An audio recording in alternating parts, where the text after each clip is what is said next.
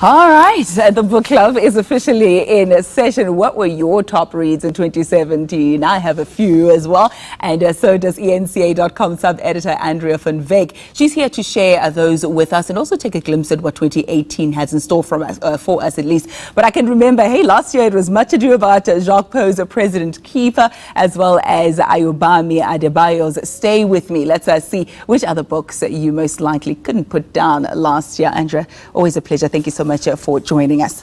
Good morning, Ayanda. So, I mean, there were a lot of favorite reads last year. It was difficult to pick just 5. I thought, let me not go overboard and pick too many. But let's start with Paul Auster's 4321. As you can see right at the bottom there, it's a big book. It is quite chunky. It is chunky. It's right here. But it's not a difficult read, and I think you just get so swept up in it that you can't stop.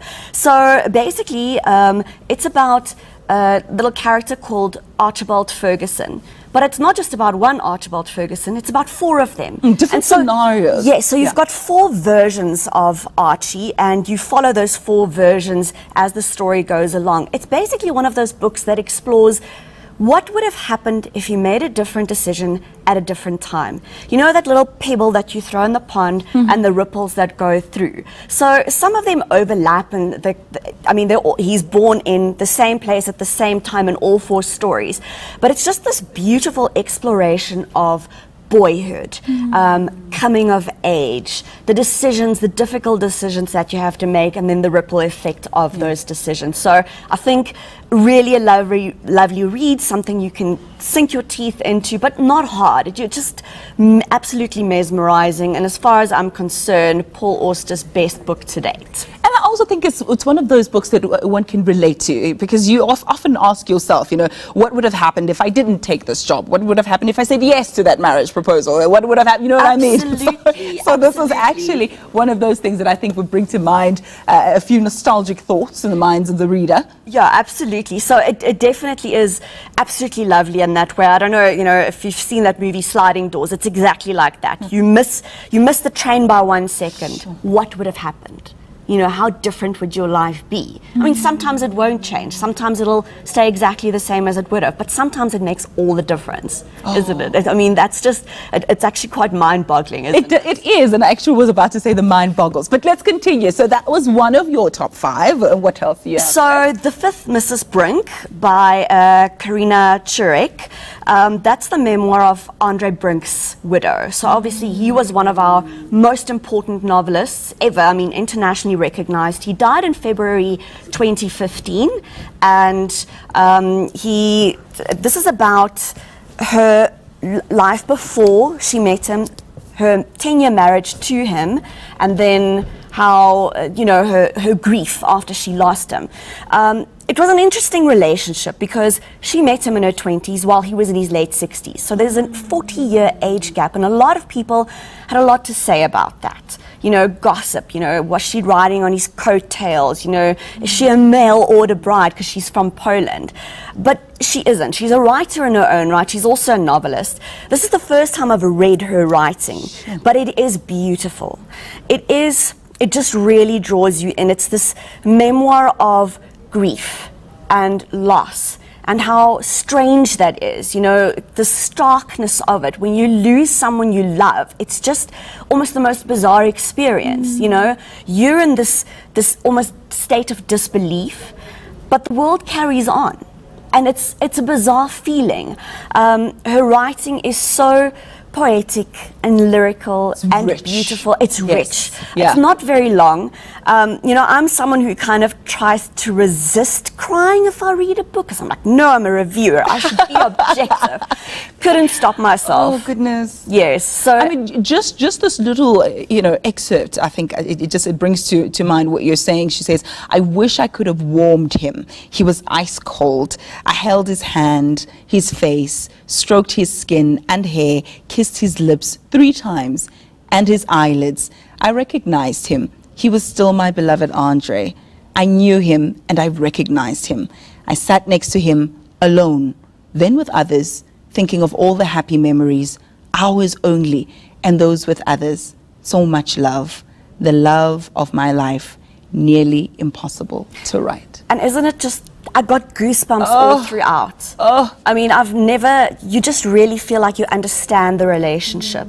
You understand the love that they had, how deep it was. You know, it felt to me like it was almost like a movie. It's the kind of love that you hope you will experience in your life at least once. And she says that she doesn't regret anything. She always knew he would probably die before her because he was so much older, and she was prepared for that.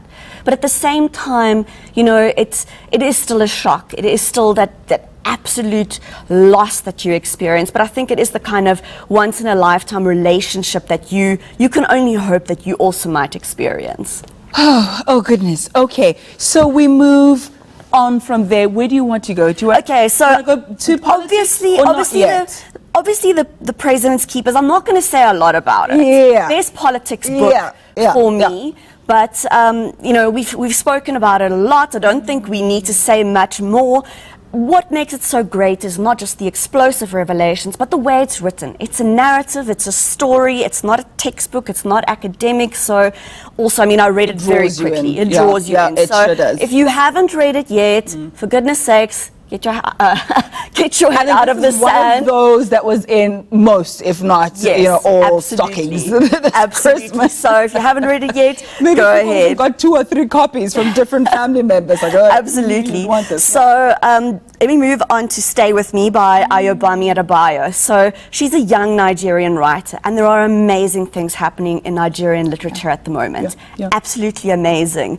So she's young. This is her debut novel. It is about a relationship between a young couple and the difficulties that they experience. So there's this tension between the traditional and the modern. So they're a contemporary couple. When they married, she said to her husband she does not want a polygamous marriage. This is a just you and me thing. And he agrees because he loves her so much. But she can't fall pregnant. And there's this pressure from both the families for her to give him an heir, to continue this bloodline. And neither of them have health issues, so they can't understand why she's not falling pregnant. And it's this pressure, this pressure, this pressure. And finally, the husband relents and takes a second wife. And this just destroys everything. It's about how people in a relationship often don't want to be completely honest. They keep these secrets because they think they're trying to protect the other person. And if you're not honest, though, it can destroy everything. And that is what this is about, because both of them have things that they're not telling the other person, thoughts that they're not sharing. And so it's how about those things can actually just completely destroy a relationship, because by the end you understand that if they'd just spoken about these things, it would have changed everything. Sure. It would have saved this relationship. I mean, when I read the blurb, initially I was a bit wary because I thought, you know, I don't know much about motherhood and stuff like that. But she's so good that I got drawn into the story, that it really touched me. And I think that just speaks to the quality of her writing. So she's really an author to watch. Love it, love it. IQ, very quickly, I know that we have to wrap this particular segment, so in about 30 seconds. Okay, so it's a quick one. If you like crime fiction, this is one for you. This is a Japanese-American writer, Joe, I think it's Ide, how you pronounce it. It's a brand new detective hero that you can sink your teeth into, and I think it's going to become a series. IQ, Isaiah Quintebe is his name, so IQ for short. He is a genius. He is genius smart. He is as smart as Sherlock Holmes, and the author loves Sherlock Holmes stories. He uses his intellect to solve crimes, and in this book he is trying to solve an attempted hit on a Los Angeles rapper. It is entertaining, it is engaging, it is original and fresh. So if you like crime fiction, this is something new to sink your teeth into. I love it. And I think he's described as being quite a character, as a loner and a high school dropout, but he is unassuming in his nature, disguising his relentless determination and fierce intelligence. So he's one of those, he's rugged, he's a rebel with a cause. Absolutely. I love it. I love it. So loads of fun if you're looking for crime fiction. Andrea, let's leave it there just for now, because when we come back, I want us to take a look at what the year has in store for us. So this was 2017. What does 2018 have in store? We continue our discussion after the break. Don't go away.